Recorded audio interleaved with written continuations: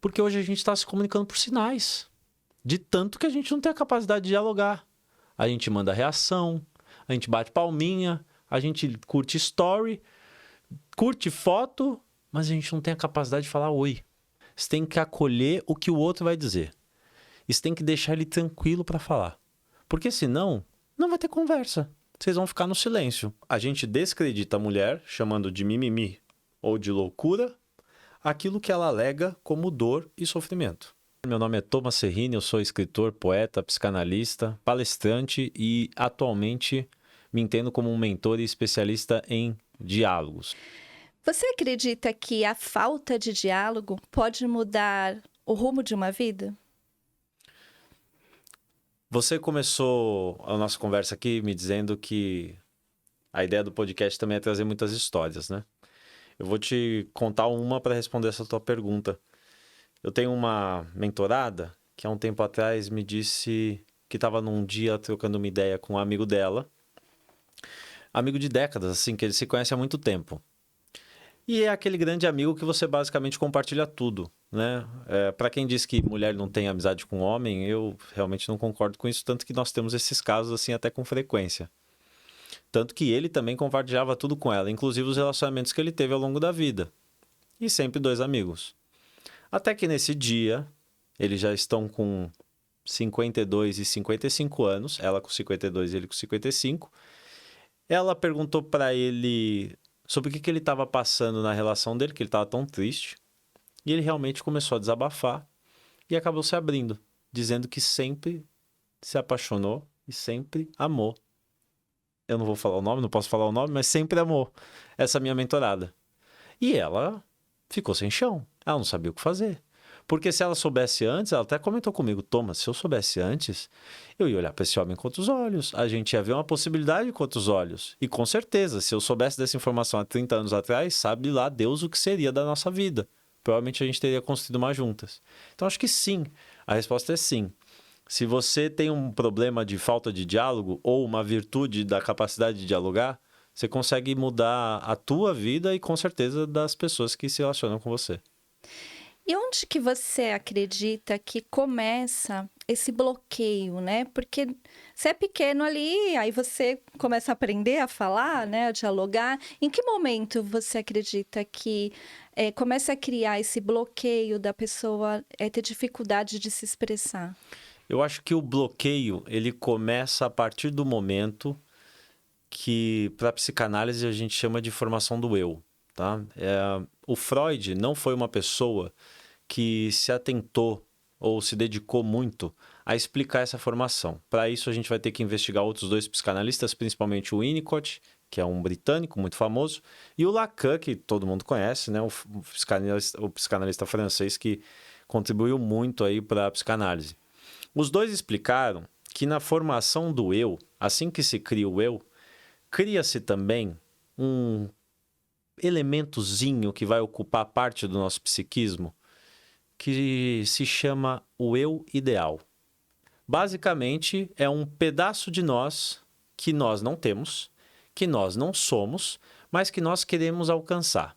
Eu não vou, talvez, me deter ao detalhe de explicar basicamente todo esse processo da formação do eu, até porque com certeza eu faltaria em algum aspecto, mas a partir do momento que a gente se entende ser, se entende eu, a gente também se entende como um eu em potencial, um potencial de ser algo que não somos, um potencial de sermos melhores. E aí o que você disse? Qual que é o momento em que nós temos dificuldade de nos expressar? É justamente o momento em que nós temos que percorrer essa imagem idealizada de nós mesmos e o diálogo, muitas vezes, vem para nos afastar dessa idealização. Então, dou o exemplo sempre do relacionamento. Quando a gente se relaciona com alguém, e a gente está principalmente naquele início, na fase de conquista, a gente está fazendo de tudo um pouco para tentar com que essa pessoa nos admire de certa maneira. E nos admire até nos idealizando. E isso é bem normal. Porque, normalmente, quando a gente não conhece, a gente acaba ocupando esse espaço do desconhecimento com uma idealização.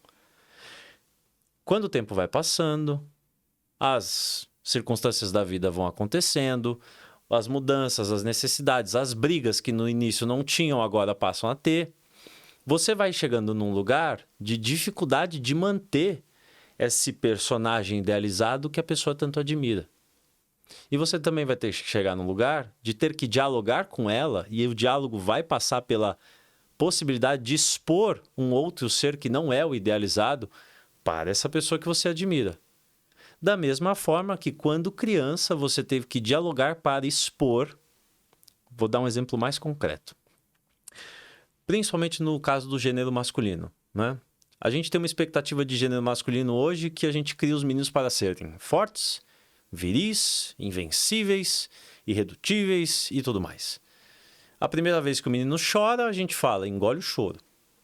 Só que a partir do momento que ele chora, ele na verdade está simbolizando um incômodo, um desconforto, uma situação desgostosa para ele, certo? Se ele chora, isso é diálogo. Isso é ele apresentar para o mundo que ele não está em conformidade com aquilo que está acontecendo com ele. Só que se ele, e aí é o complemento daquele eu ideal, é o ideal de eu, que é o ideal a partir das expectativas alheias que constroem-se sobre você. Então, se ele é ensinado a engolir o choro, e se ele é reforçado positivamente quando ele suporta a dor, vai chegar um momento que esse menino vai deixar de expressar os incômodos que ele sente. Porque esses incômodos, na verdade, não correspondem às expectativas de idealização que colocaram sobre ele. E aí, com o tempo, ele não consegue mais se expressar. Quando chega no relacionamento, mais uma vez, ele vai ficar com essa imagem ou com essa ideia na cabeça de que ele precisa ser forte. E ser forte também é não revelar incômodos. E no relacionamento você não vai revelar incômodo. E aí você vai ter dificuldade de se expressar. Só que alguma hora você não vai dar conta de suportar isso. E quando você não der conta, não vai ter diálogo. Vai ter uma terceira guerra mundial.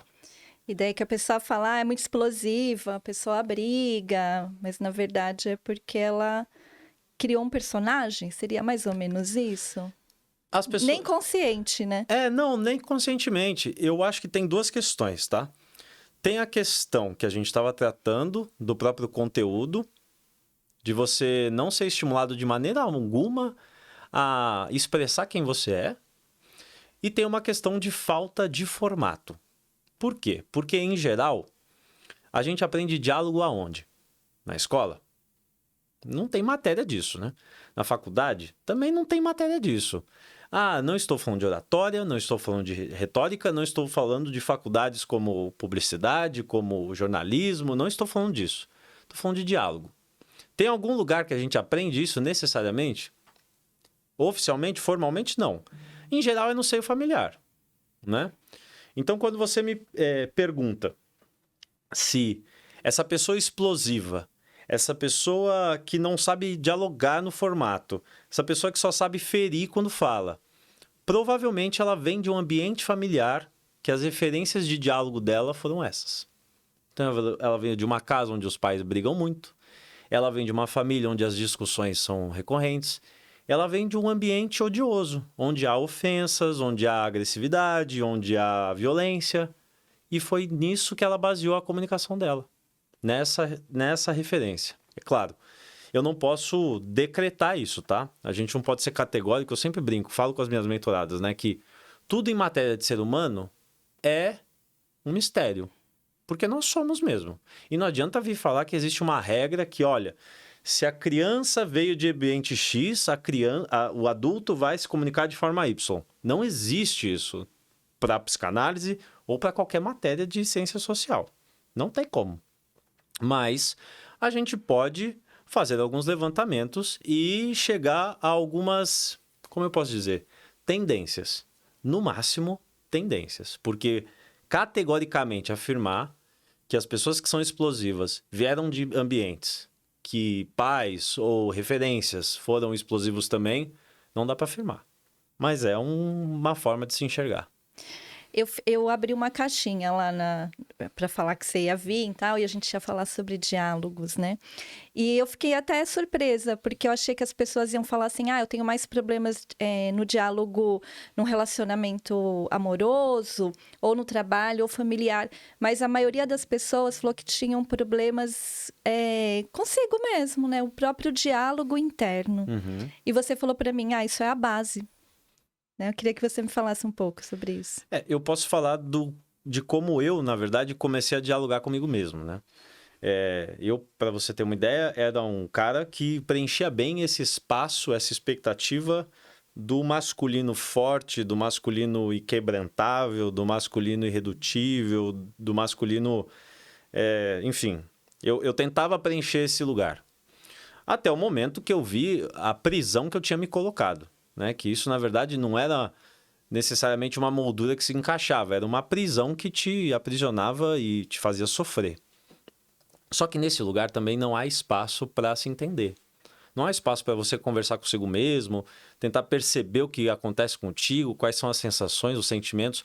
O que você passa a expressar a partir do momento que algo na sua vida acontece? Não há. Você vai vivendo e vai fazendo e vai seguindo, porque basicamente essa é a sua função.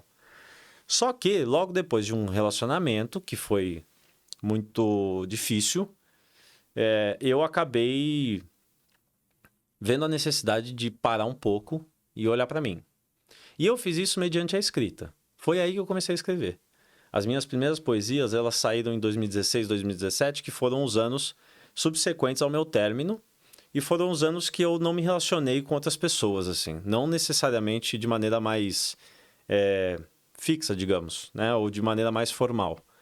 Então, eu tirei um espaço para mim. Tirei um tempo para mim. Eu vejo que as pessoas, elas não têm nem esse tempo. Elas não são estimuladas a terem esse tempo. Infelizmente, lugares que te propiciam esse tempo, eu ainda acho que são inacessíveis. Tanto em termos de conhecimento, por exemplo, a psicologia, a psicanálise. A psicanálise, ela data de 1900. A gente costuma usar esse marco. Foi até uma curiosidade do Freud, né? Ele quis ser tão disruptivo que ele deixou para publicar o livro A Interpretação do Sonho só em 1900, na virada do século. Então a gente vai dizer aí que a psicanálise tem 124 anos.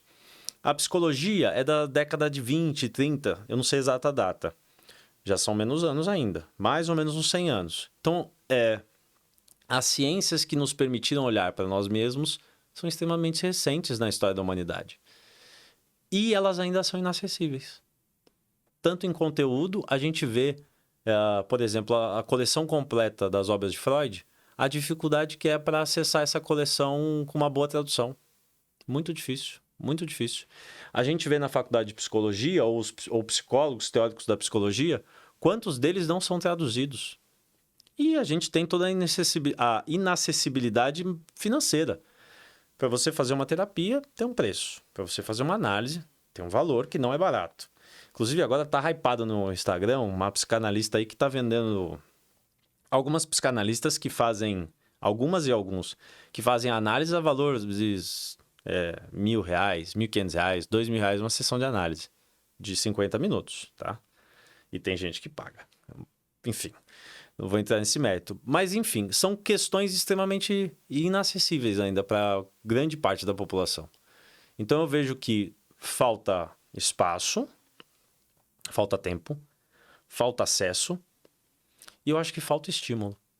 Porque os meus pais, por exemplo, eles não me estimularam a tentar me ouvir, tentar me compreender. Não me estimularam. Os pais deles, menos ainda.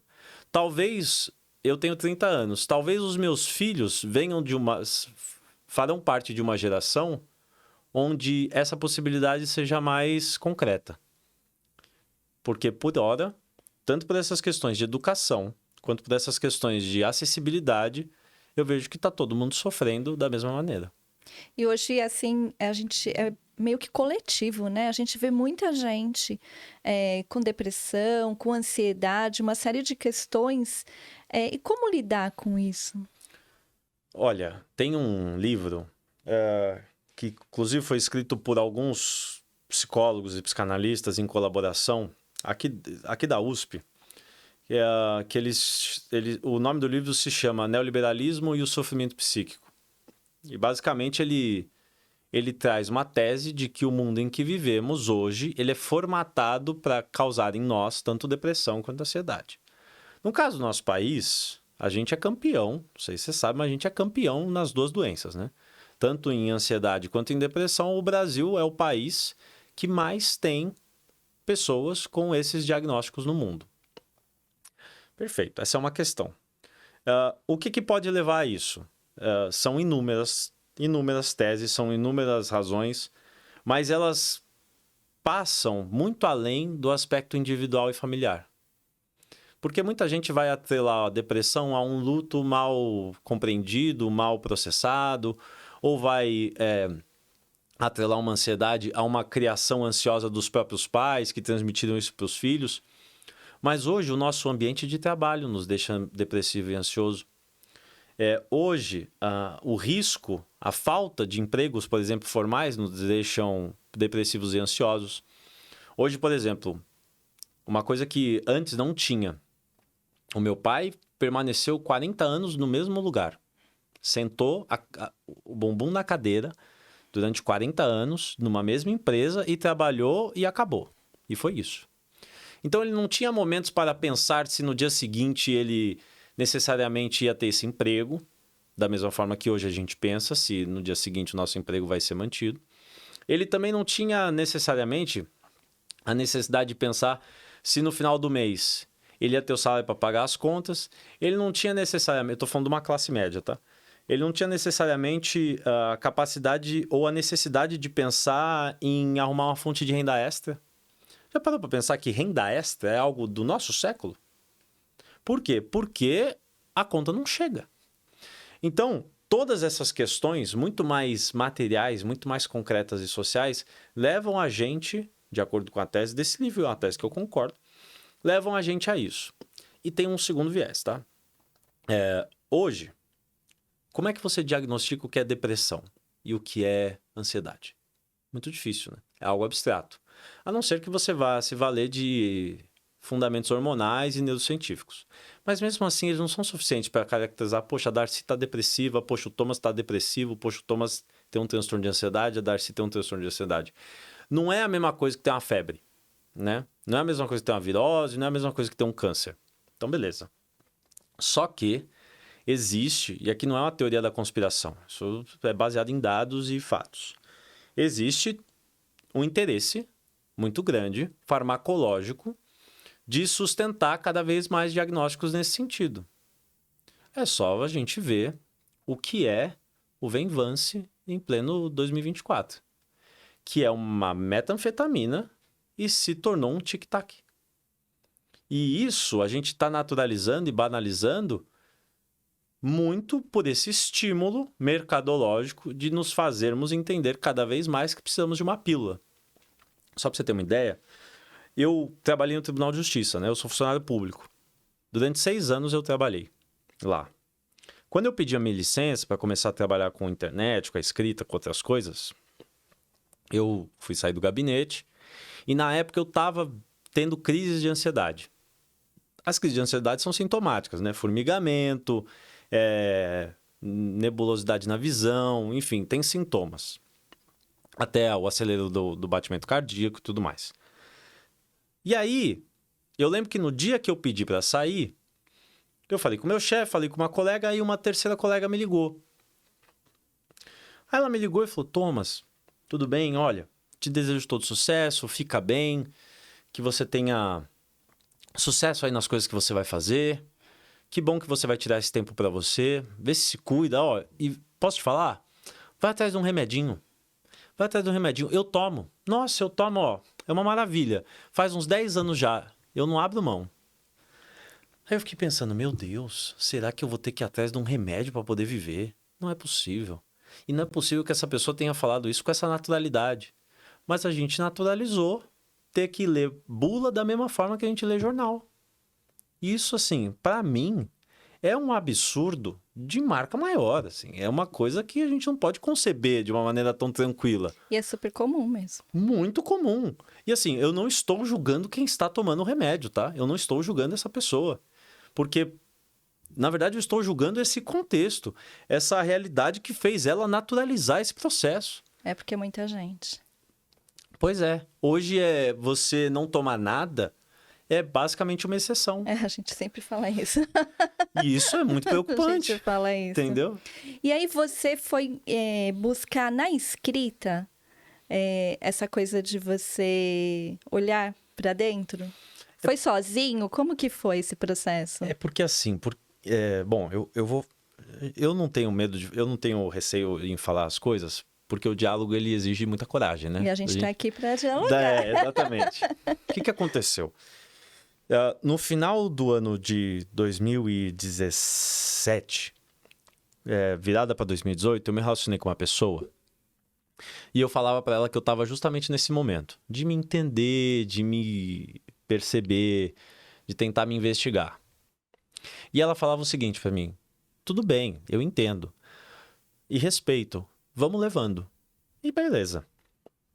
Passaram-se uns 3 meses, ela acabou expondo para mim, e aí você tá naquele quase relacionamento onde ninguém pode falar, ninguém pode cobrar, enfim, aquilo que todo mundo sofre.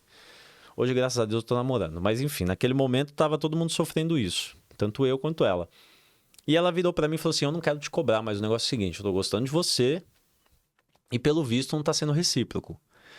E aí eu falei para ela, eu falei assim: é verdade, não tá sendo. Infelizmente, eu avisei você que eu estava num momento que eu queria dedicar a minha vida a mim, e por mais que a gente se relacionasse, seria muito difícil, eu não estava aberto, entendeu? E aí, a partir dessa frustração da parte dela, e da minha também, porque eu não queria que acabasse, mas inevitavelmente acabou, eu fui escrever um poema, e esse poema se chama Aconteceu. E foi o segundo poema que eu publiquei. Não, o poema que ocupa a segunda página do meu primeiro livro de poesia. E ali eu entendi que eu estava tendo a oportunidade de me olhar sem me expor. Por quê? Porque o papel te defende. O problema de você ter um terapeuta, ter um analista, ou uma terapeuta ou uma analista, ter amigos, ter amigas, ter família, ter namorados, ter namoradas, ter maridos ou esposas, é que você está se expondo. E isso é muito difícil. Por mais que você se cobre, por mais que você se esforce, por mais que você exija de você, eu tô falando até hoje, tá? Eu não tô falando como se eu fosse um ser elevado, que eu não passo por isso. Eu passo por isso. É muito diferente de você ter um lugar onde você vai escrever e só você vai acessar. É seu. É uma proteção. É como se fosse aquela trincheira que você construía quando criança com travesseiros. Esse lugar aqui é meu. Aqui eu posso ser eu. É o que a gente fazia na infância. Eu ia falar, era os diários, né? Os diários, exatamente. E aí, quando eu comecei a escrever, eu percebi, poxa, então eu tenho uma oportunidade aqui de fazer do papel um espelho daquilo que eu sou, daquilo que eu sinto, daquilo que eu vivo. Vou escrever cada vez mais e me entender cada vez mais. Só que chegou o momento de botar isso no mundo, para ver se valia a pena. Porque é muito difícil a gente sustentar, até pensando no nosso próprio narcisismo, assim, na nossa própria vaidade, não que eles sejam sinônimos, mas nesse contexto aqui eles são. É muito difícil a gente sustentar, fazer algo por muito tempo que seja propriamente só nosso. Porque a gente não nasceu para isso. A gente não nasceu para viver sozinho. Tanto que, se a gente nascesse para viver sozinho, a gente não teria vingado. Eu costumo brincar, né? Nós somos talvez a espécie mais frágil do mundo animal. A girafa nasce e cai de uma altura de 2 metros, dá 5 segundos, 10 segundos, 1 minuto, ela sai andando e tá pronta para viver na selva e lidar com tudo que a selva vai oferecer de desafio. A gente nasce, a gente não pode cair, a gente não pode levantar, a gente não pode andar, a gente não pode agachar, a gente não pode fazer nada. Porque o bebê, ele é muito frágil. O ser humano é frágil. E essa fragilidade vem também para o momento de dialogar. E a gente não quer se sentir vulnerável. Isso é, talvez, o lugar mais difícil do ser humano se colocar. É o lugar de vulnerabilidade. E falar, dialogar, é bem vulnerável. Antes de chegar nesse ponto, ao ponto, por exemplo, de hoje me relacionar com a minha namorada e conseguir conversar com ela, coisas difíceis para mim, posso até dar um exemplo aqui depois. Eu precisava de uma etapa anterior. E a etapa anterior para mim foi o texto. Só que o que eu vejo? O texto foi algo que eu fui desenvolvendo ao longo da vida. Eu sempre gostei de escrever e de 2016, 2017 para cá, eu escrevo todos os dias de uma maneira muito assídua. Eu vejo que as pessoas às vezes não conseguem. Então eu falei, bom, que eu faça dos meus textos os textos delas. Vou produzir em algum lugar para esse povo olhar. E quem sabe se identificar. E ter as falas delas ali para elas mesmas expressas. E aí comecei com o Instagram. Porque foi o veículo que eu achei. Se fosse outra época, talvez eu usasse outro. Mas em 2020, que foi quando eu comecei o perfil do Filtro do Café, especificamente, eu só tinha esse. Bom, fato é que eu fui escrevendo e foi fazendo cada vez mais sentido. Porque as pessoas cada vez mais diziam para mim, poxa, parece que esse texto veio para mim. Foram se conectando. Foram se conectando. Até o momento que hoje eu escrevo especificamente para elas. A depender, na mentoria, por exemplo, cada mentorada minha sai com uma carta daquele problema que ela me trouxe.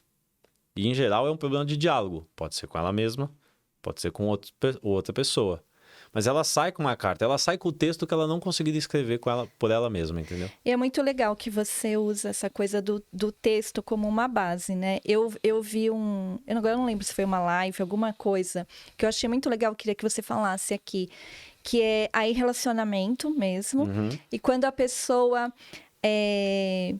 mesmo que ela marque lá um horário para conversar com o parceiro, ela não consegue falar. Uhum. E você ensinou a começar isso escrevendo. Eu queria que você falasse sobre isso. Quando eu converso com meu irmão sobre isso, ele sempre fala, cara, eu penso, eu planejo, eu elaboro, mas quando ela me bota na parede, eu não saio, as coisas travam, parece que a minha garganta dá 10 nós e eu não consigo falar nada. Ou, quando acaba a conversa, eu lembro do que eu falei e me arrependo porque eu deixei de falar um tanto de coisas e acabei esquecendo. Qual que é a vantagem do texto? Por que é interessante você começar com o texto? Porque você vai ter que colocar energia no texto para ele sair. Para falar, é igual dirigir.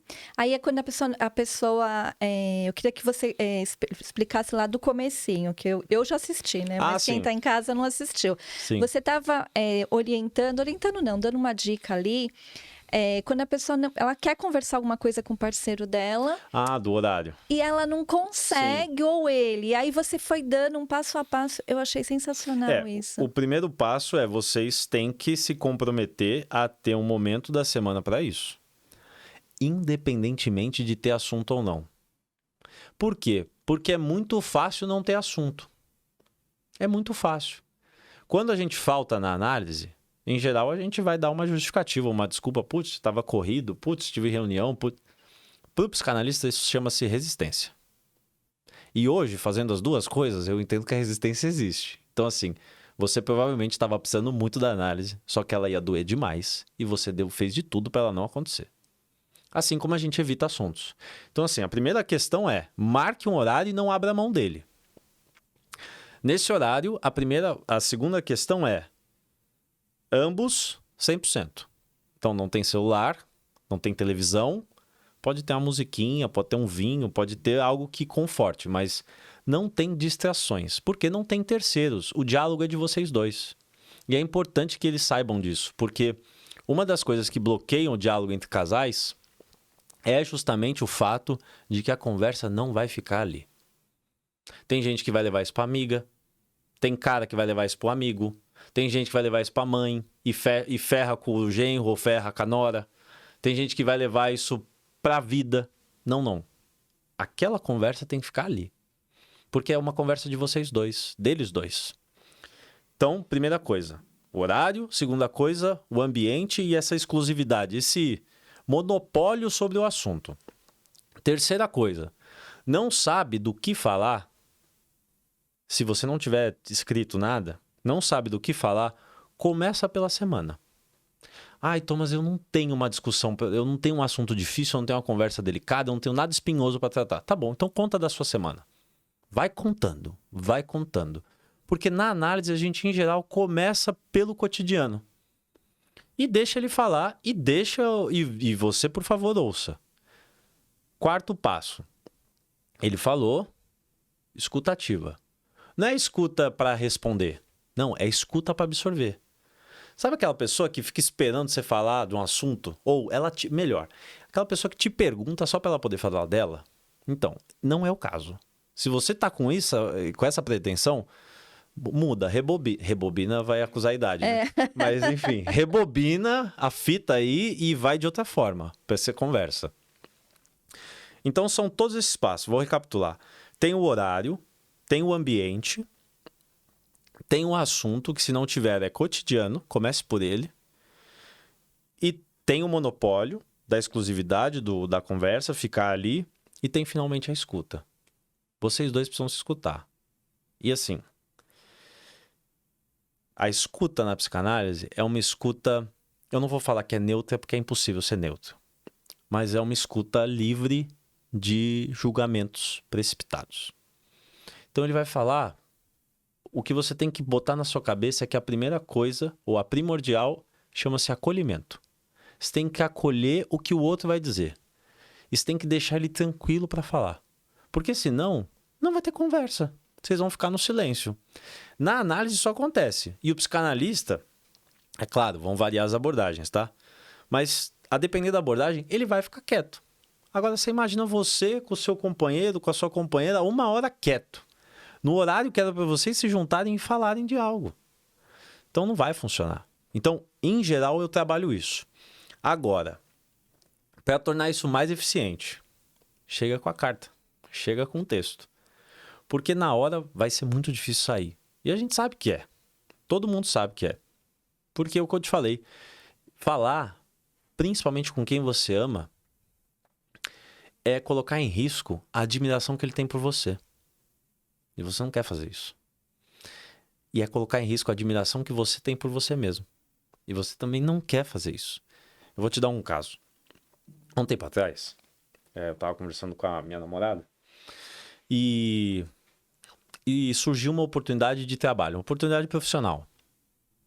E eu falei para ela, eu queria muito conseguir essa oportunidade, eu queria muito conseguir esse trabalho, esse lugar, porque se eu conseguir, mesquinhamente, eu vou provar para pessoas que não fazem diferença nenhuma na minha vida o meu valor.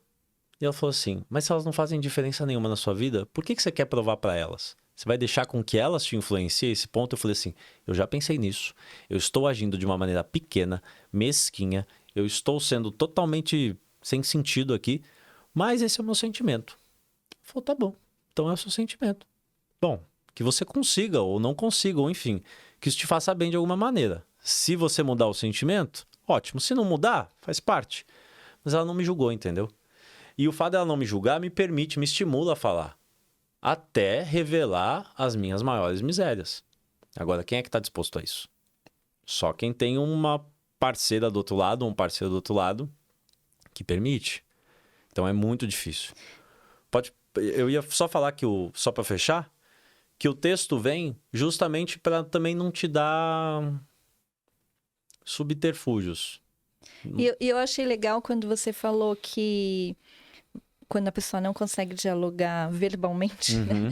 Ela chega com o texto e aí um lê o texto do outro.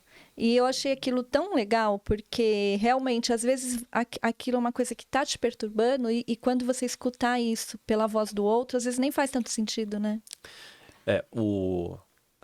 A poesia, sim, principalmente no medievo, onde praticamente todo mundo era analfabeto e somente, nem nobres necessariamente, somente o clero era alfabetizado, a poesia ela sempre foi feita para ser lida em voz alta. Então assim, se você está lendo a poesia sem emitir som, você não está lendo a poesia, está lendo outra coisa. Porque existe uma percepção diversa a partir do momento que você vocaliza palavras. Existe. Uma percepção diversa até do sentido delas. Isso acontece muito na comunidade que eu tenho. Porque todos os encontros da comunidade, quando elas escrevem, eu peço para alguém ler o texto que elas escreveram em voz alta. E a percepção das autoras sobre aquele texto é sempre diferente. É importante que ambos leiam em voz alta, porque a própria tonalidade, o próprio peso da voz que você vai dar para cada palavra tem um significado. Se você lê briga com uma entonação e você lê amor com outra, isso não é aleatório. Isso tem um significado. Se você percebe em voz alta que a palavra briga, como eu já percebi a palavra mãe em textos de alunas minhas, apareceu 20 vezes num texto de 25 linhas, tem algo aí que precisa ser pensado. Tem algo aí que precisa ser mapeado.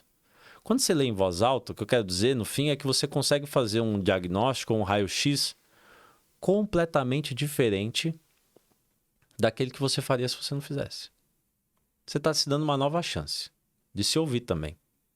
Porque é muito difícil, tá? Escrever sem sentido. Muito difícil. Mas pode ser que ocorra. E isso, essa falta de diálogo, você acredita que, até pela sua experiência e as suas mentorias, a pessoa só percebe isso quando o relacionamento já está muito desgastado? No dia a dia, se ela não vai percebendo ou não? Isso é uma coisa, por exemplo, se a pessoa fizer desde o começo, vai ser legal? Como que você sente isso? Eu acho que a falta de diálogo, ela é sentida, mas não entendida. É igual a poesia, que a gente lê em voz alta, sente algo diferente, mas nem necessariamente a gente entende o que os poetas escrevem, ou as poetisas. A pessoa percebe que está com problema. Ela percebe. É porque a falta de diálogo nunca é um problema em si. Ela, na verdade, ela só é revelada a partir do momento que vocês têm um conflito. Então, normalmente, o sintoma é o ciúmes, o sintoma é um celular, como as pessoas brincam lá no meu Instagram, o sintoma é a toalha molhada na cama, ou a tampa da privada que fica... que não é... Que fica levantada. Isso, que fica levantada, perdão. Que fica levantada. Já cometi muito esse erro. Que fica levantada. Então, esses são pequenas demonstrações, pequenos conflitos ou pequenas causas de conflitos que vão acontecendo ao longo da existência ali de vocês, do casal, da convivência. A falta de diálogo entra a partir do momento que isso gera um incômodo, isso gera a necessidade de um diálogo, mas as pessoas não querem o confronto. As pessoas não querem partir para essa iniciativa de tratarem disso. Elas preferem, para falar como o senso comum diz, colocar debaixo do tapete. Só que vai colocando, e quando você vai ver, debaixo do tapete tem um elefante. E ele fica impossível de não se olhar. Tem uma expressão até no marketing que a gente usa muito, né? Na copy de, se você tem um elefante, coloca ele no centro da sala. Então assim, tem um problema? Pô, já trata dele de uma vez. Já resolve ali. Já fala sobre isso de uma vez. Eu não tô falando que é fácil. Eu mesmo não falo de todos os problemas. Porque muitas vezes você também não quer perder tempo. Às vezes você acha que é perda de tempo ficar discutindo. É perda de tempo ficar tratando de coisas que não foram confortáveis. Mas não é. O tempo que você pode perder é quando você terminar o seu relacionamento, porque o elefante está tão grande que você não sabe mais como lidar com ele. E aí, se você der adeus para a pessoa, você não tem mais tempo nenhum com ela. Eu tive um caso de mentorada que faz aproximadamente uns 10 anos que se afastou da melhor amiga. E a melhor amiga é Dinda da filha dela, né? Madrinha da filha dela. Então você imagina o vínculo. E eu perguntei, por quê? Ela falou, não sei. Faz tanto tempo que a gente não se fala, faz tanto tempo que a gente se desencontrou, que eu não lembro nenhum motivo. Eu falei assim, você concorda comigo? Que se você não lembra o motivo, provavelmente ele foi muito irrisório. Mas de tanto acumular, ele se tornou algo significativo. Então, eu tenho para mim que as pessoas não querem perder esse tempo. E as pessoas acham que é muito tranquilo ignorar os seus próprios incômodos e ir levando a relação como se eles não existissem. Mas eles existem, eles estão aí e eles vão te beliscar em algum momento. E é louco isso que você tá falando, né? Eu já escutei algumas coisas assim, nossa, eles nem brigavam, nunca brigaram, e aí, de repente, se separaram. Na verdade, eles nunca conversaram, né? Foram acumulando agora, colocando assim por um outro ângulo, Sim. né? O que acontece? Em geral, o que eu vejo, né? De novo, a gente vai trabalhar nessas expectativas de gênero, porque é inevitável a gente não contorná-las. Eu vejo muito descrédito da parte do homem em relação ao que a mulher alega. Então, por exemplo, até essa semana eu estava falando sobre isso no Instagram. O quanto durante diálogos ou discussões ou conversas difíceis, a mulher é chamada de louca. Isso é uma forma de descreditar o argumento dela. Porque se você é louca, aquilo que você está revelando como incômodo é uma insanidade. E se você está revelando uma insanidade, você não merece a minha atenção. Isso é muito comum. Não tem o caso da louca, mas tem o caso da fresca. Tem o caso da ingrata. Tem o caso da... Como é que eu falo? Na verdade, meu pai que fala. Não, da pele fina. Síndrome da pele fina, que tudo dói. Basicamente, tem o mimimi também, né? Que é muito comum hoje em dia. Basicamente, quando você usa esses termos, você está descreditando o sofrimento alheio. E isso é muito complicado. E isso, assim, para um psicanalista, é terrível, é abominável. Porque você pode me trazer qualquer mazela dentro de uma sessão de análise. Você pode falar assim, cara, eu não me conformo que a minha unha do mindinho não está completamente pintada de azul coral. Sei lá se essa cor existe. Eu vou levar isso em consideração. Ou você pode falar assim, a minha mãe acabou de se suicidar. E eu vou levar isso em consideração da mesma forma. Eu vou dar o peso para o seu sofrimento da mesma forma que você dá o peso para o seu sofrimento. Porque quem sente o sofrimento é você, não eu. Então eu não posso medir o teu sofrimento com a minha régua. Para começar daí.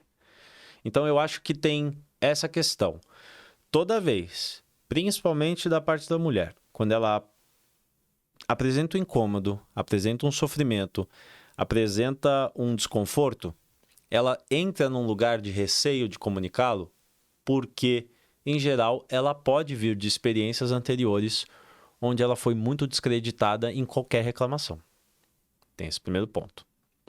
Segundo ponto, eu sempre vou tratar dessa questão porque, assim, aquele relacionamento difícil que eu vivi um relacionamento abusivo, onde eu era o abusador, tá? Foram 3 anos e eu me entendi abusador depois que o relacionamento acabou. Eu tive conversas com as outras amigas que passaram por situações parecidas e eu fui percebendo o quão tóxico que eu era. E aí começou todo esse processo da escrita para me ajudar nisso também. Então, em geral, hoje, para o meu público, eu mais tendo a olhar sob a perspectiva da mulher, vítima de um relacionamento assim, do que sob a perspectiva do homem. Estava até comentando, né, antes da gente começar, que 90% do meu público é feminino. O que acontece muito hoje em relacionamento? Para as pessoas não desaguarem num diálogo. É uma ameaça psicológica de que o relacionamento pode acabar a qualquer momento. Então você pega uma mulher da minha faixa etária, 30 anos, que hoje é cobrada por Deus e o mundo, por toda a sociedade para ela ter uma relação. Aí ela encontra um cara. Se ela não fosse cobrada, eu não sei até que ponto ela ia querer tanto essa relação aqui. A gente não consegue confirmar ou categorizar que todos os nossos desejos são inerentes a nós mesmos. Eles são construídos cultural e socialmente também. Então a mulher vem desse lugar de basicamente uma necessidade por uma relação. Porque a gente cobra isso dela. Ela consegue essa relação. E o homem sabe disso. E o homem entende essa situação. Ele entende que para ela o relacionamento tem um peso muito maior do que para ele. Tanto que ela, sem relacionamento, ela é criticada. Ele não. E quando ele entende esse lugar e ele perversamente se aproveita dele para fazer um terror psicológico com a mulher, no sentido de a qualquer hora esse lugar pode acabar, ou você pode perder esse posto de estar num relacionamento, você vai colocando a mulher num lugar de eu não posso incomodar. E isso é muito ruim. Porque eu não posso incomodar pode começar com a tampa do vaso sanitário. Mas o não posso incomodar pode infligir na mulher a necessidade dela se calar diante de uma agressão, diante de uma violência. E assim, no meu ambiente, onde eu nasci, ambiente de classe média, São Paulo, enfim, eu não convivi muito com violência doméstica. Mas como eu te falei, eu fiquei 6 anos no Tribunal de Justiça e eu trabalhava com direito criminal. Então foram 6 anos convivendo com basicamente furto, roubo, são os 2, e tráfico, são os 3 crimes mais frequentes para nós. Um pouco de homicídio, um pouco de violência sexual e muita violência doméstica. Então assim, isso aqui é muito mais comum do que a gente pensa. Fora que eu tô falando de violência doméstica apenas a física, tem as outras, né? Psicológicas. Nossa Senhora. Então eu acho que essas 2 questões são importantes, sabe, Darcy? A gente tem que pensar no quanto a gente tá obrigando a mulher a passar pano para tudo, porque ela se sente ameaçada a todo momento de perder aquilo que ela tem. E o quanto, ao mesmo tempo, a gente descredita a mulher, chamando de mimimi ou de loucura, aquilo que ela alega como dor e sofrimento.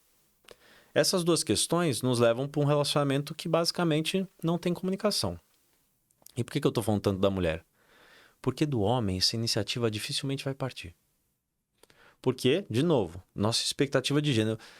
Eu acho muito complicado a gente falar de qualquer coisa de relacionamento sem entender basicamente qual que é a caixinha que construíram para colocar o homem do século XXI.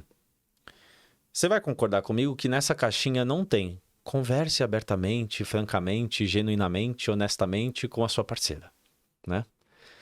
Você concorda que a caixinha do seu pai também não tinha essa virtude? Então você também não cresceu com essa referência em casa. O meu pai nunca sentou com a minha mãe e falou assim, não, por favor, amor, bem, chamava de bem. Bem, senta aqui. Vamos conversar sobre o que aconteceu essa semana? Senti que você ficou um pouco chateada. Mas jamais. Nunca, mas nem passou perto. Talvez hoje que ele está fazendo terapia isso mude. E eu cresci com os mesmos reforços de não aprender a fazer isso. Então assim, se você tem um homem que não vai ter iniciativa de ter diálogo e você tem uma mulher que tem todos os motivos para não ter, esse relacionamento provavelmente não vai ter mesmo.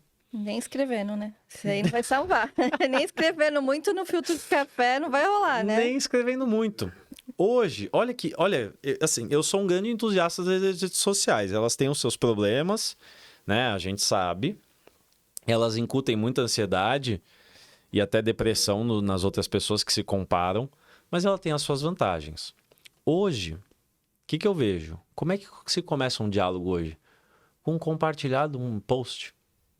É um rios de indireta. É um filtro, talvez, que a pessoa envia e fala, meu, deixa eu mandar. Porque hoje a gente está se comunicando por sinais. De tanto que a gente não tem a capacidade de dialogar. A gente manda reação, a gente bate palminha, a gente curte story, curte foto, mas a gente não tem a capacidade de falar oi. Para você ver como essa questão é gritante. É muito, né? Meu Deus do céu, em todo tipo de situação. Você estando no relacionamento ou não. Porque, na verdade, entra em tudo, né? Desculpa interromper, mas é rapidinho. Você está na playlist Mentorando. E nessa série eu trago convidados para lá de especiais. Eles estão aqui com a finalidade de compartilhar conhecimento, vivências e experiências. Tenho certeza que isto vai agregar na sua vida pessoal e profissional. Mas se você é novo por aqui, já se inscreva no canal, deixe o seu like e, por favor, deixe aqui o seu comentário. Isto vai fazer com que esse vídeo chegue até mais pessoas. Também acho que essa questão do diálogo, ela também passa por um outro ponto, que é você se colocar um pouco no lugar da outra pessoa, né, que tá falando. E aí também é um outro complicador, né, porque hoje em dia as pessoas não querem fazer isso. Eu chamo esse ponto específico de empatia literária. Tá. Porque quando a gente lê... Eu gosto muito de usar as Mulheres de Atenas do Chico, Porque se você lê aquela letra, o Chico está se colocando num eu lírico de uma mulher, de uma sociedade antiga, e tentando descrever as dores e sofrimentos que ela sentia. Hoje a gente não consegue se colocar no lugar da nossa filha, mãe, irmã ou namorada. E ele fez esse exercício. Então, esse esforço, ele não é virtuoso, ele é necessário, pô. Ele é necessário. Ainda que você nunca vá conseguir sentir o que o outro sente. Mas fazer um esforço de tentar permanecer na pele do outro, que seja por alguns instantes, só para tentar entender o que se está passando com ele, poxa, é fundamental. E a questão da empatia é que ela não vem sem diálogo. Porque você não vai desvendar, meu Deus. Você não tem bola de cristal. Entendeu? Eu também não tenho. Por isso que eu pergunto. Quando eu estava solteiro, em geral, eu já tinha essa prática de: oi, tudo bem? Beleza. E aí, eu fazia algumas perguntas que, em geral, as pessoas não estavam acostumadas a fazer. Tipo, você está interessada da gente sair na sexta-noite e tal? Ou até outras perguntas e outras falas. E a pessoa falava: poxa, você não tem dificuldade de falar, né? Eu falei assim: é que eu prefiro falar do que presumir. Porque se eu presumir, a chance de dar ruim é muito grande. Então, eu prefiro perguntar. E aí, com a certeza, eu trabalho. Com mistério, eu provavelmente congelo. E as pessoas não. As pessoas estão achando que a empatia ela vem desse lugar de mágico, de nossa, vou conseguir me colocar no lugar da Darcy, vou entender tudo que ela está passando, vou entender o que aquele comentário lá fez com ela, ao invés de simplesmente parar e falar assim: poxa, me colocar no lugar dela, será que não é perguntar e investigar o que está acontecendo? Então essa é a questão. A gente parou na empatia... Presumida. Na abstração. É isso mesmo. Presumida. Presumida. Abstrata. Pô, você consegue ter uma empatia concreta, poxa, pergunta. E outra coisa. O Freud falava muito isso, né? Que a psicanálise, ela não tem objetivo. O psicanalista, ele não faz interpretação. Ele faz construção.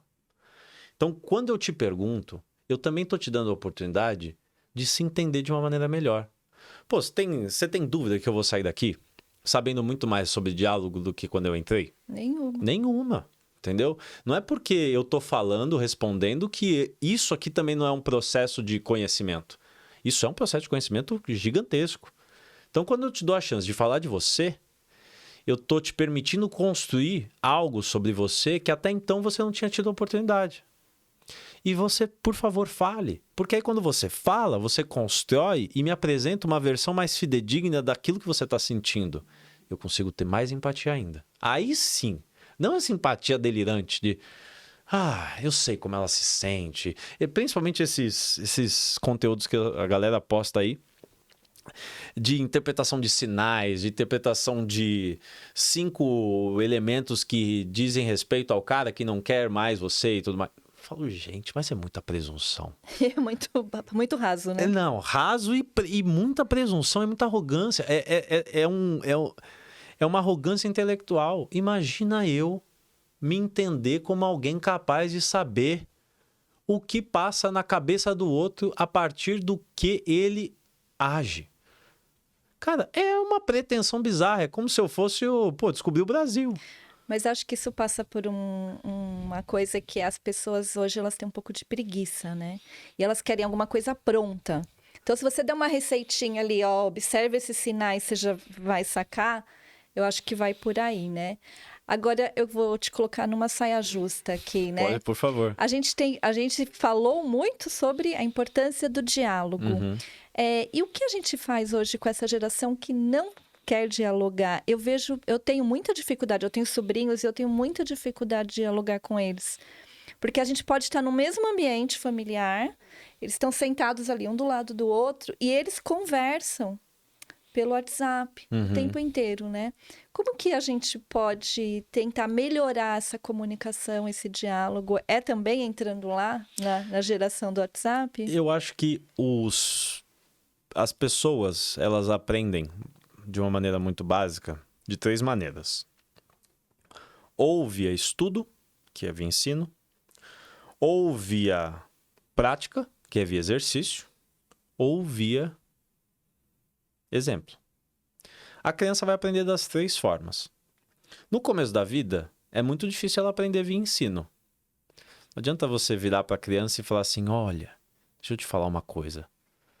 Se você dialogar com o seu coleguinha, falar o que você sente, falar o que você gosta, vai ser ótimo para você. Não só nesse momento, mas para sua vida toda. Dificilmente ela vai absorver isso.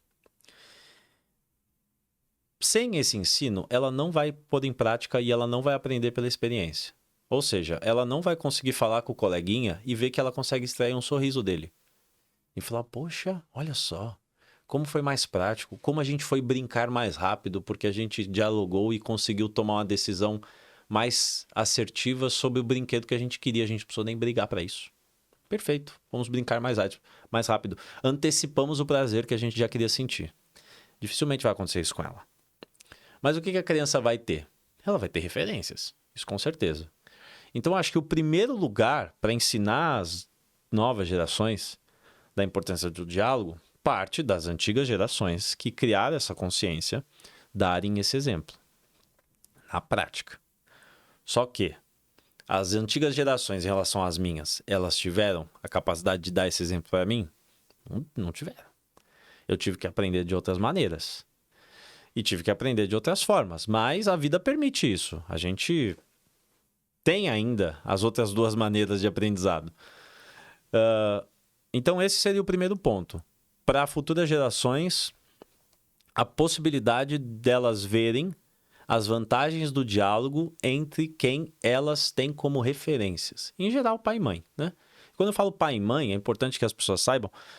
Para o psicanalista, pai e mãe é um exercício, não é um personagem, tá? Então, é o exercício da paternidade, é o exercício da maternidade. Ou os exercícios.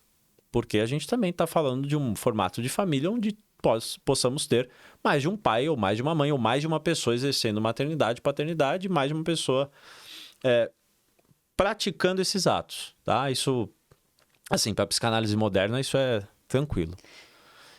Então, esse é o primeiro ponto. O segundo ponto é estimular desde o início esse ambiente que a gente mencionou, dessa 1 hora com o seu mozão. Eu ia falar isso, porque eu acho que talvez isso seja um reflexo dessa coisa que a gente também falou aqui, de você ocupar o tempo inteiro, né?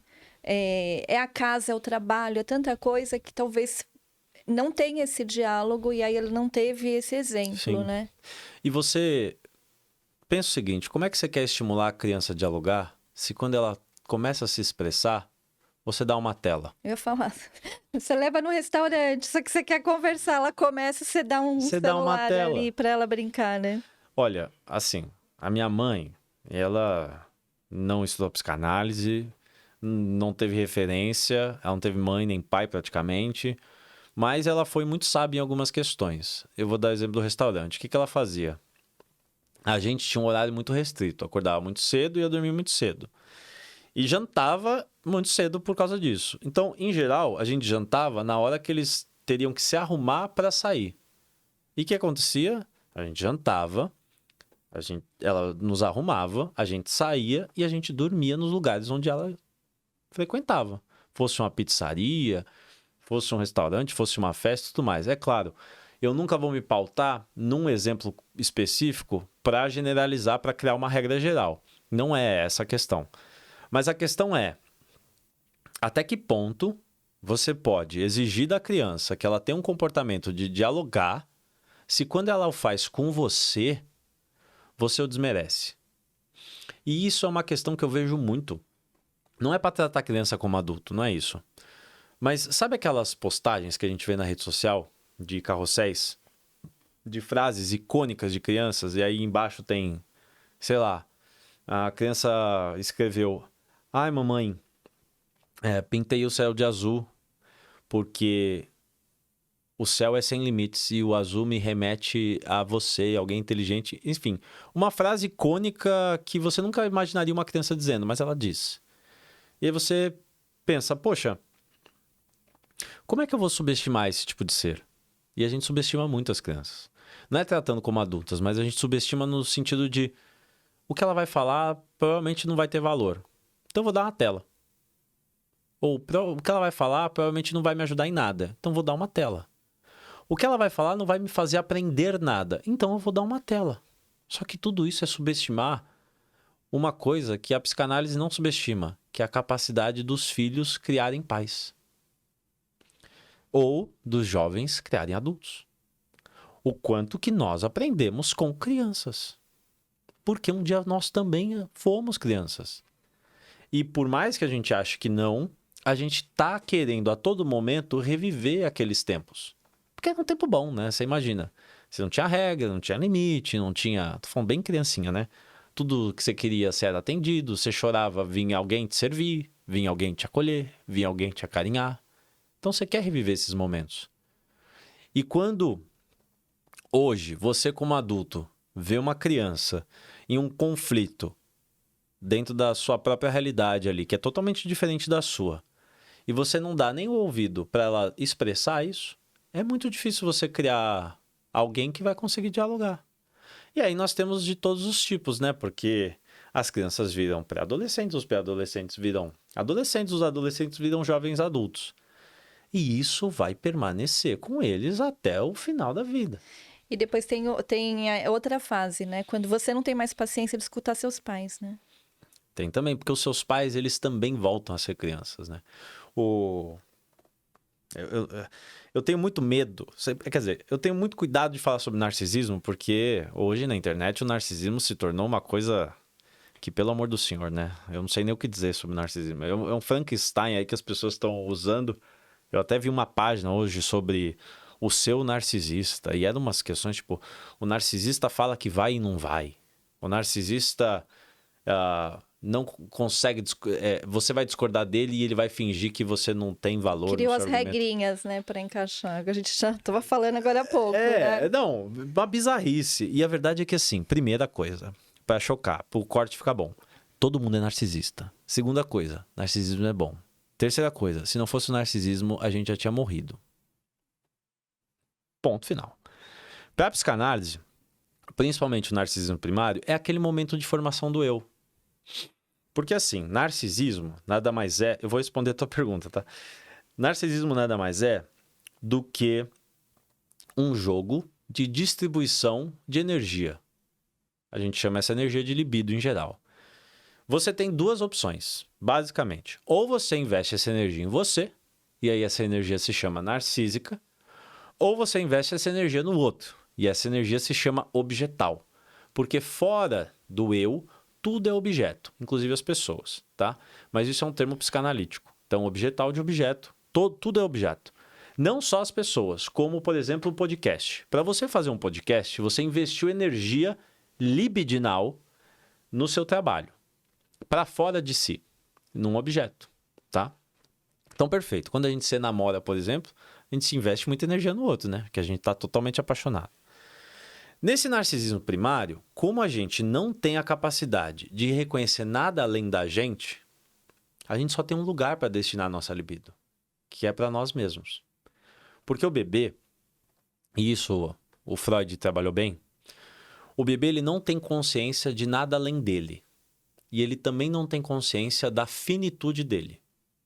Então, quando o bebê é amamentado, ele acha que o peito da mãe é uma criação dele, é algo que faz parte dele. Quando o bebê é colocado para dormir, ele acha que aqueles braços fazem parte dele, assim como aquele berço. Ele não reconhece outra coisa que não ele mesmo. Quando o bebê é colocado no colo, ele acha que aquele calor, que aquele acarinhar é dele. Foi ele que criou. Então, se tudo é ele não tem como investir energia em nada que não seja ele. Ele é puramente narcisista. O bebê é puramente narcisista. Tanto que o Freud chamava, né? Vossa realeza, vossa majestade, o bebê.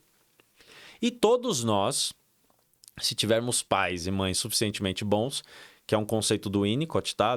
Daquele psicanalista inglês que eu mencionei, vamos passar por esse processo de narcisismo primário, onde a gente vai se amar absurdo, porque a gente só tem a gente mesmo para se amar. Só que quando a gente cresce, e quando a gente fica mais velho, e quando a gente fica pais de avós, quando nós chegamos nessa geração, nós vamos estar sempre fadados, isso é uma coisa muito linda da psicanálise, e que eu costumo dizer que nós nunca andamos sem os olhos na nuca. A gente nunca anda para frente sem o olho na nuca. Porque tudo o que nós fazemos é geralmente para reviver uma experiência de prazer que nós já tivemos ou para se afastar de uma experiência de desprazer que nós tivemos. Vou dar o exemplo do podcast. Você já fez isso aqui em algum momento da vida. Você deve ter tido momentos prazerosos aqui e momentos de sabor. Provavelmente o seu hoje foi construído e está sendo pautado a partir desses momentos. Então, poxa, eu sei que se eu começar a abertura dessa forma, eu vou sentir prazer porque o resultado final vai ficar do jeito que eu gosto. Beleza, vou agir dessa maneira de novo. Poxa, eu sei que se eu entrar num assunto que caminha para esse lado, eu já tive experiências ruins, então eu vou evitar refazer aquilo para evitar o desprazer. Então você está caminhando para frente, mas você está com os olhos na nuca. Impossível. Quando a gente caminha para frente na vida, os nossos olhos estão lá no nosso narcisismo primário. Então os nossos pais, eles também estão nesse momento. Tanto que eles ficam cada vez mais infantis. Por quê? Porque a distância não aumenta a saudade? A distância aumenta a saudade. Então, quanto mais distante daquele momento em que tudo era para você, onde você era servido, onde você era acolhido, onde você não era limitado em nada, onde você não tinha obrigação, quanto mais distante você fica disso, mais você quer voltar para esse lugar. Mais você quer voltar para esse lugar. Quantas pessoas não chegam para mim e falam assim, eu já virei mãe do meu pai, não é possível? Muita gente, né? Eu virei pai da minha mãe. Também muito isso, né? E é um processo natural.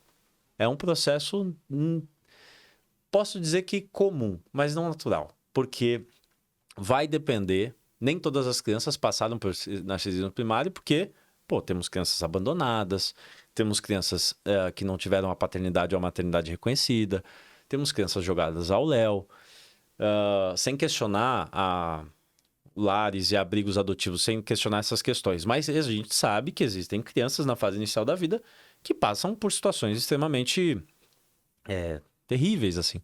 E claro que esse narcisismo primário vai ser fadado a alguma falha. E isso vai prejudicar muito. É para se mimar mesmo, tá? É para a gente mimar e mimar e mimar mesmo, porque a vida vai dar conta de acabar com a graça do narcisismo primário. A gente não precisa dos pais para fazer isso. Aí depois a gente vai ficando mais velho e a gente se pega falando, nossa, tô fazendo coisas que meus pais faziam, né? Pois é. Faz todo sentido no que você acabou de falar, né? Porque a gente tá sempre... se tem algo que a psicanálise me ensinou e que eu acho que as pessoas têm que entender, é que nós não damos um passo, nós não fazemos um ato, nós não agimos sem criar expectativas. E essas expectativas são baseadas no nosso histórico. São baseadas inconscientemente. O nosso inconsciente ele é regido sobre o princípio do prazer. E o princípio do prazer ele nos movimenta justamente dessa forma. Poxa, ele é hedonista. Poxa, eu só vou fazer o que me dá prazer. E eu vou fazer de tudo para fugir daquilo que me dá desprazer. Então, os nossos atos futuros, eles vão ser pautados por isso. É claro que, graças a Deus, a gente não tem só o inconsciente. A gente tem outros aspectos dentro da nossa psique. Porque senão, imagina fazer tudo o que você quer. Ou ao contrário, né? Você falou isso daí, me deu um gancho para te fazer uma pergunta voltada agora para pessoas que isso eu acho que deve prejudicar muito, né? A pessoa que é completamente travada, que você falou, né? Uma coisa que incomoda, ela não consegue fazer. Uhum. Eu participo muito desses grupos de network, café, enfim. E às vezes, assim, você só de olhar, você já vê, né? A pessoa chega, pega um cafezinho, fica no canto. Até assim, a postura, não né? quero nem que ninguém me note Sim. aqui, né? Como ajudar a pessoa, assim? O que ela poderia fazer? Uma dica aqui, eu sei que não tem dica, não tem remédio, não dá para ser prático, Sim. né? Mas, assim, por onde que daria para começar ali? Uma coisa que você tem que entender, que acho que a gente precisa entender antes de mais nada, é que para essa pessoa tá havendo gozo em ficar nessa situação. O problema do princípio do prazer é que ele não entende lei de bem ou mal. O princípio do prazer ele é regido mais por uma regra de costume e desacostume. É mais um jogo de risco, um cálculo atuarial, vai para quem mexe com seguro. Se ela acostumou a esse lugar, é porque provavelmente sair dele gera riscos e receios e medos muito grandes. E provavelmente o dia que ela saiu, ela vivenciou um desprazer tão grande que era melhor ela ficar invisível. Se ela permanece invisível e consegue permanecer nesse lugar, é interessante que ela perceba que isso está lhe dando um prazer inconsciente. Tem gente que goza com o sofrimento. Pelo amor de Deus, gente. Gozar aqui é no sentido psicanalítico, tá? É importante falar porque, né? Mas é um papo de adulto. Olha o corte, né? Pois é. Começa assim, né? Tem gente que goza com sofrimento. Vai vir o masoquista. Enfim, e tem também, né? Mas tem gente que gosta da situação do sofrimento. Por exemplo, te dou um exemplo. Você provavelmente já lidou com aquela pessoa que você foi relatar um problema para ela e ela fez uma competição de dor. Ela trouxe um problema maior que ela tá vivenciando e desmereceu o seu. Agora, você imagina se essa pessoa tivesse toda a vida dela resolvida. Nossa, ela ia estar perdida. Ela fala, pelo amor de Deus, eu me acostumei tanto a viver numa dificuldade ou num fundo de poço e eu encontro tanto prazer nesse sofrimento que eu não sei o que fazer sem eles. Tanto que eu até brinco, eu tenho uma pessoa muito próxima a mim, um amigo muito grande, que eu falo para ele, eu falo assim, cara, você tem 10 problemas na sua vida. Os 3 problemas primeiros, os iniciais, os maiores, são extremamente difíceis. E aí você, cara, você é forte, você se supera, você é determinado e você resolve esses problemas. E é impressionante como o 10º fica do tamanho de uma montanha e vai lá para o primeiro lugar. Parece que você precisa ocupar essas regiões, velho, com uma dor de cabeça. É como se você não vivesse sem uma enxaqueca. Na verdade, ele não está vivendo sem um remédio, mas aí é outra. Aí a treta é outra. Então, a primeira questão que a gente pode fazer para tentar identificar, para ajudar essa pessoa, é pensar em que momento ela viveu uma situação diferente daquela que ela está vivendo ali, de ser invisível. E qual foi o prejuízo que ela sofreu a partir disso? Só que ela precisa criar essa consciência. Não é você que vai construir essa consciência para ela. No fim, poxa, eu me sinto hoje como um nutricionista, sabe? Porque nutricionista, quando você vira para você e fala assim, o carboidrato engorda, ele vai falar o quê? Depende. Eu preciso beber 5 litros d'água? Depende. Tudo ele fala depende. Então, tudo que eu tenho para responder para você é análise. Depende, né? Depende e análise. Ela tem que ir lá pro eu de novo, voltar pro eu interior. Ela vai ter que se consultar, ela vai ter que fazer uma análise. E nessa análise, se ela quiser, se for da vontade dela, porque na análise a gente trabalha com uma técnica que o Freud inventou chamada associação livre. Então, na análise, você é livre para fazer a associação que você quiser. Então, você fala o que te der na telha. E a gente estimula isso mesmo. E aí vem a construção do analista de conseguir se aperceber do que você está trazendo e o quanto aquilo realmente te leva para o lugar que você, no fim, precisa ir ou, no fim, desejaria ir. E que você vai sozinho, né? Porque tem gente que acha que vai fazer análise, terapia e o terapeuta vai resolver a vida dela. Na verdade, Pois é. Tá lá dentro dela, né? Tem gente que olha para terapia ou para análise como se fosse uma farmácia. Um balcão de farmácia. Oi, tudo bem? Por favor, trauma de mãe. Putz, minha mãe narcisista me invadiu muito. Manda um remédio para mim. E essa vai ser a solução. Olha, vivi um relacionamento abusivo, manda outro. Pode ser genérico, que não foi muito pesado. A pessoa acha que problemas psicológicos se resolvem num balcão de farmácia. E não resolve, não é assim. E quem fala que é assim, ou tá mentindo, ou é ignorante. Porque não tem solução fácil. Você falou assim, poxa, Thomas, mas todo mundo quer uma solução fácil. E eu falei, concordo, todo mundo quer uma solução fácil. Eu concordo absurdamente. E todo mundo quer um passo a passo, todo mundo quer um método definitivo, todo mundo quer um guia, todo mundo quer uma pílula, né? Se puder dissolver, melhor ainda. Tá tudo bem vocês quererem, mas se você for um profissional sério, o que você vai virar para essa pessoa? Você vai virar para essa pessoa e falar, olha, aquilo que você quer não existe.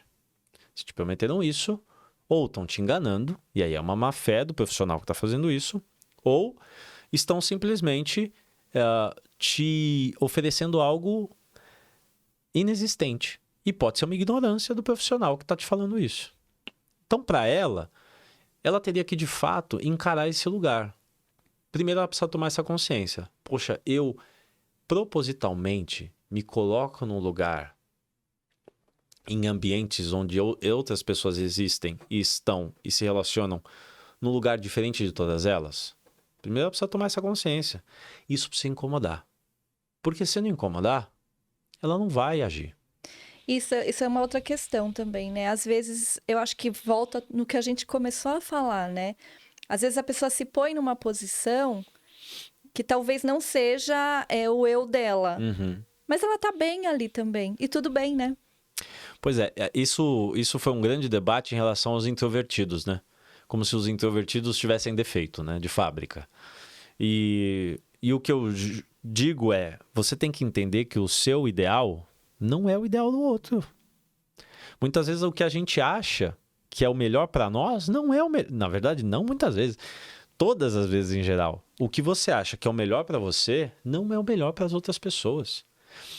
A gente pode até fazer analogia com a brincadeira que a gente mencionou no começo, aqui entre ser palco e bastidor. Para muita gente, o ideal de uma carreira é subir num palco, é lotar um estádio, é ter uma rede social bombada, é ter muita fama, é ser conhecido em todos os lugares que vai e perfeito. E para outras pessoas, o ideal é estar por trás das cortinas que fazem tudo isso acontecer. E não tem como o cara do palco falar assim, meu amigo, sai daí, que a vida boa é aqui. É a piscina gelada. E também não tem como o cara do bastidor falar, sai do palco aí, que aí você tá exposto, vem pra cá. O melhor pra ti não é o melhor pra mim, não é o melhor pro Marcelo, não é o melhor pra ninguém. É o melhor pra você. Porque você foi constituída de uma maneira única. Lembra do seu eu ideal lá? Você é única.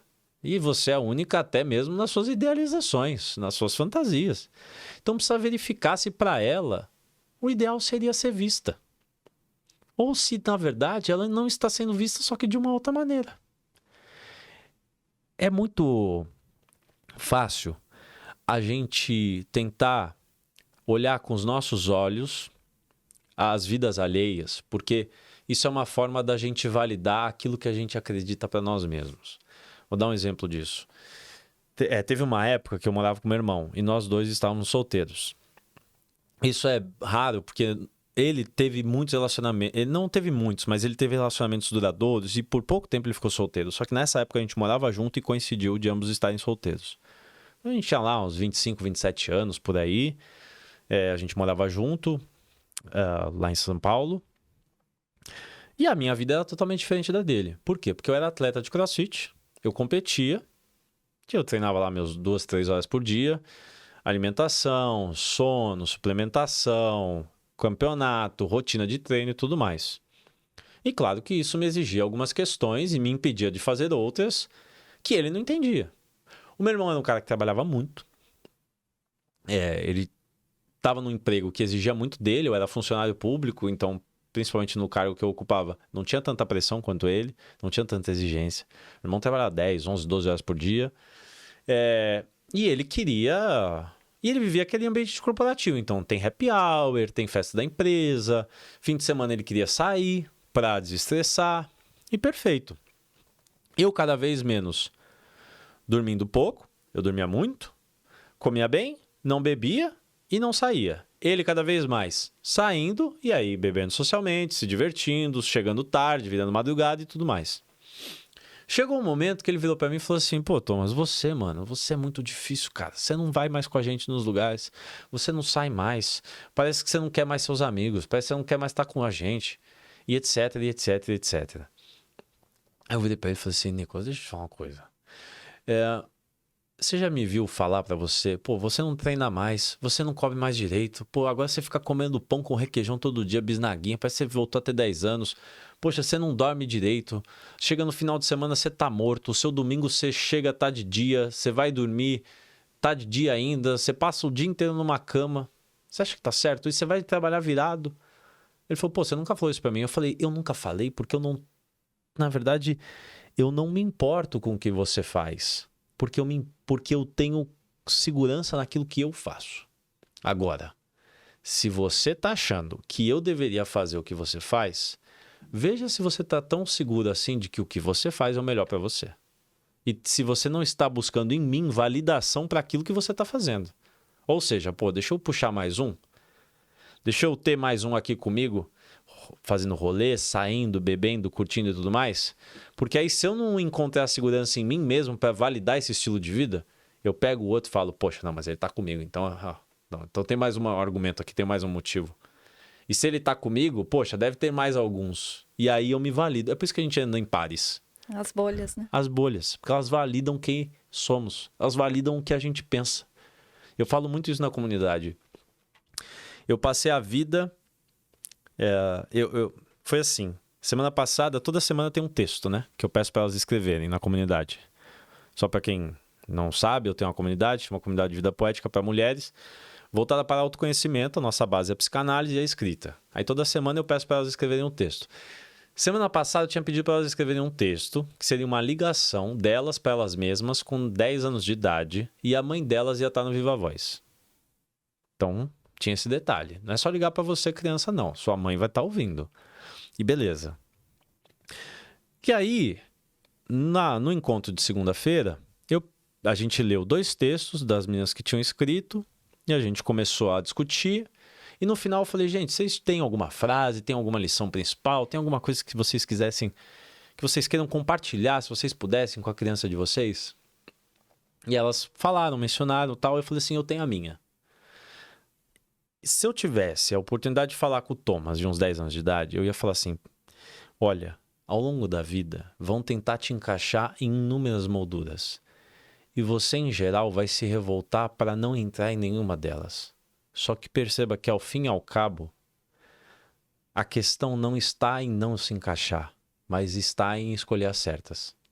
A comunidade, por exemplo, buscar autoconhecimento, me envolver com mulheres que buscam autoconhecimento, virar uma pessoa que escreve poesia, estudar psicanálise, tá aqui batendo esse papo, tudo isso é uma moldura, tudo isso me encaixa. Mas é a moldura que eu escolhi porque combina comigo. O problema é viver em molduras que você não teve a oportunidade de escolher.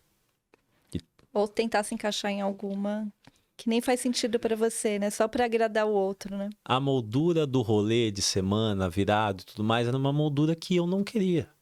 Eu preferia a moldura do atleta de CrossFit, do viciado no esporte. E foi uma moldura que eu me encaixei. E ela não existe mais. Eu ia falar isso, e você pode ir mudando, né? Exato, eu não sou moldura. mais essa pessoa. Já foi, já aproveitei, já tive meus momentos. Hoje o esporte para mim é outra coisa. E tá tudo bem. Porque a única certeza da vida são 2, né? Que ela vai acabar. E que enquanto você respirar, você vai mudar. Outro dia eu vi uma comparação que falava que a nossa vida é como se fosse uma série da Netflix. Você vai vivendo e de acordo com aquela série você vai ter aqueles amigos, aquele grupo, aí você vai para outra e aí aqueles amigos da infância já não são os mesmos. Você vai mudando só. Exato. Né? E assim seguimos. E nem sempre tudo que já fez sentido um dia vai permanecer fazendo, sabe? E não é como se você pulasse de galho em galho, não é como se você fosse uma pessoa instável, não é como se para você tudo fosse provisório. Eu convivo bastante com esse tipo de crítica, assim, dentro da rede social, sabe? Até recentemente, teve uma pessoa que era próxima a mim, que sofreu uma crítica até do pai dela. O pai dela falou assim, poxa, mas você não parava numa escola, você não para num emprego, você não para numa empresa, você tá toda hora mudando, cara, você precisava investigar isso aí. E aí o que eu tenho para dizer? Pode ser que sim, pode ser que ele esteja certo, pode ser que ela precise investigar mesmo. Essa necessidade da volatilidade.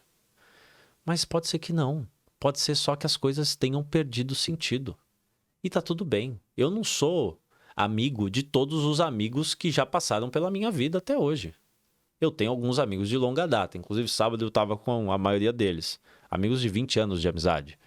Mas, ao longo do caminho, teve muita gente que não permaneceu e tem muita gente que não vai permanecer. Até relacionamentos amorosos. Eu tive um relacionamento uma vez, e eu posso falar isso abertamente, porque eu conversei isso com ela.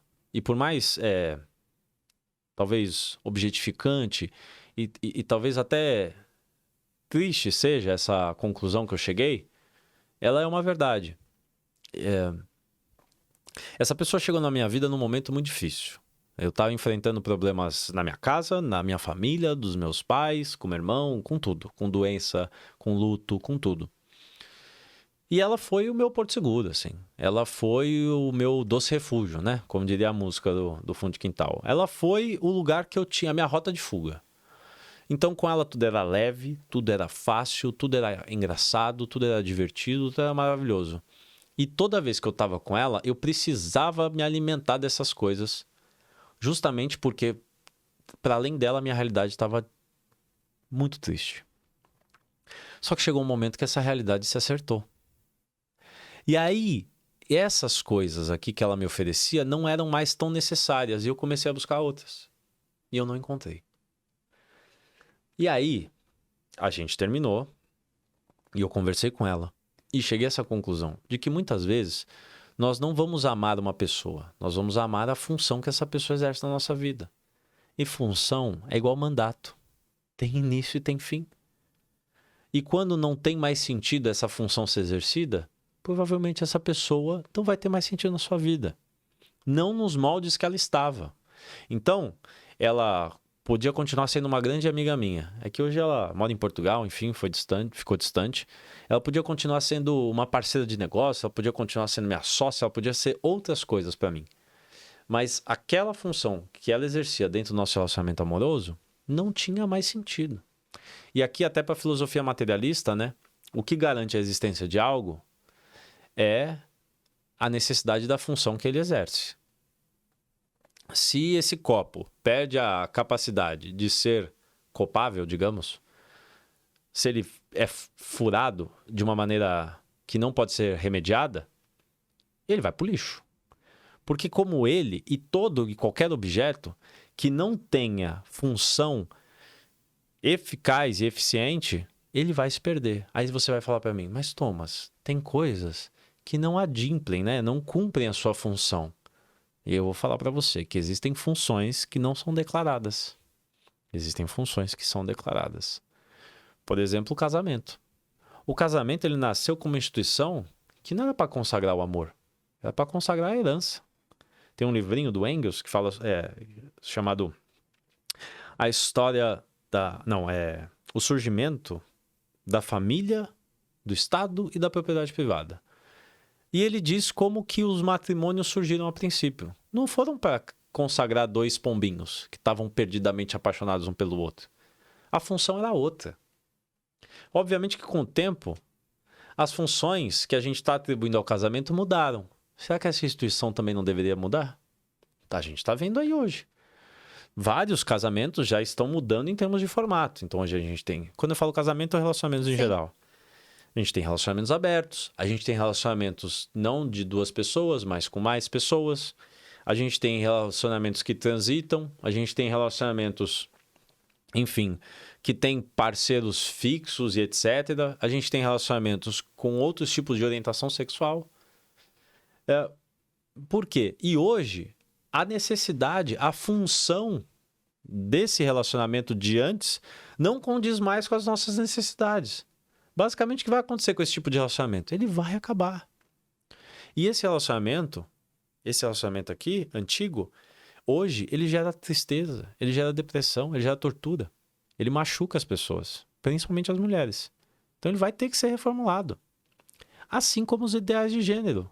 Então, o que se concebeu do masculino e do feminino não existe mais hoje. Porque quando se concebeu o feminino, a mulher nem trabalhava no mercado de trabalho. A mulher estava aprisionada no trabalho doméstico, não remunerado. Sempre falo isso. Trabalho doméstico, né, não remunerado. Que deveria ser, mas não é. Hoje a gente tem uma mulher no mercado de trabalho, atuando, ocupando cargos de liderança, cargos de poder. E aí? E esse feminino? Vai ter que ser revisto? Não vai? Ah, vai. E o feminino antigo? Vai ter que acabar. E aí o papo vai longe. Vai longe. Aí que é as tretas. Mas... aí que são as tretas. Qual que é a minha grande dor? A minha grande dor é ver que pessoas... E aí que você vê o reacionarismo na prática. São pessoas... Não é gente boa ou gente má. Você sabe, a filosofia materialista ela não faz esses juízos de valor. Ah, se você é bom, se você é mau. Não é essa a questão. A questão é... Por que você está lutando para voltar a um tempo onde aquilo que hoje é obsoleto funcionava plenamente. E por que você não está lutando para criar algo novo que é condizente com as necessidades do hoje? E que faça sentido para a pessoa, né? E que faça sentido, exatamente. Então, é complicado, é difícil, é tenso, mas eu sinto, já que a gente está falando das crianças, que elas vão ter muito mais oportunidade do que a gente teve. Do que os meus pais tiveram, com certeza. A gente fala muito, né? Puxa, essas gerações estão perdidas. Essas gerações... não sei o que vai ser dessas gerações. Não sei o que vão ser das pessoas. A modernidade líquida. Eu não vou entrar nesse mérito, mas eu não concordo com esse tipo de nomenclatura. Eu sinto que a gente nunca teve tanto a capacidade de ser. Porque a gente nunca teve tanto estímulo para saber quem somos. Nunca. Meu pai não sabe quem ele é tanto quanto eu sei. E ele teve o dobro do tempo. Mas ele não pôde, porque ele não foi estimulado. Não podia exercer isso. Não podia. Ele não podia. A moldura lá era muito mais rígida. A minha mãe tem o dobro do tempo. Não tem 1/3 da consciência. A minha cunhada, que hoje tem 19, ela tem 2/3 do meu tempo. Mas ela provavelmente tem o dobro da consciência. Porque ela já está em análise, já está em terapia há pelo menos 5 anos. E já está se questionando sobre essas questões. Então, eu não olho para o nosso mundo atual com tanta tristeza, assim. Com tanto pessimismo. Isso é diferente, né? Oi? São diferentes, né? São diferentes. A maneira de pensar, de agir, enfim. Exato, exato. E as diferenças, elas... São boas. São boas. Eu também são acredito boas. nisso. Eu acredito fielmente nisso. É isso. Muito bom. Se deixar, a gente vai agora. A gente já engatar em outro tema. A gente já saiu aqui do diálogo, já ia entrar em outro tema. Mas todos eles acabam na conversa. Sempre, né? Todos eles acabam no diálogo. Seja com você mesmo, seja com os demais. E para quem quiser continuar esse diálogo com você, como que as pessoas têm que fazer? Para te achar na rede social, eu sei que você tem comunidade, você tem mentoria, tem livros. Tem livros. Vou pedir para você deixar aqui, ó. Então vamos lá. Meu Instagram, que é a minha rede social principal, @filtro do café. Você pode me seguir por lá para a gente continuar batendo os papos. Eu respondo todas as pessoas no direct, pode me mandar uma mensagem, vou ficar muito honrado com isso, tá bom?